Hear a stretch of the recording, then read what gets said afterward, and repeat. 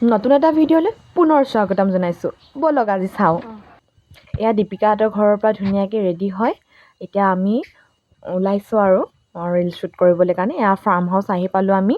এতিয়া দীপিকাহঁতক লগ ধৰিছোঁ আৰু হাঁহি ধেমালি ফূৰ্তি খুবেই ভাল লাগিছে তাহাঁতৰ লগত। তাৰপিছত এয়া আপোনালোকক ধুনীয়া বস্তু এটা দেখাম। এয়া গোলাপ পাত ইমানেই ধুনীয়া, চিঙো চিঙো লাগি গৈছিলে কিন্তু নিচিঙিলোঁ আৰু। ব'লক জেগাটো দেখাওঁ অলপ আপোনালোকক।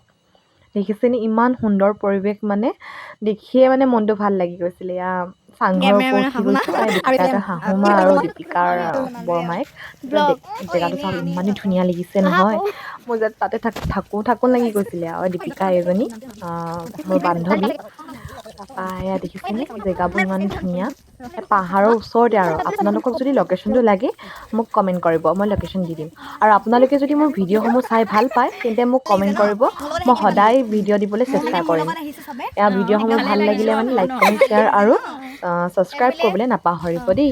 ইনষ্টাগ্ৰামত চাইছে যদি ফ'ল' কৰি দিব আৰু ফেচবুকত চাইছে যদি ফ'ল' কৰি দিব।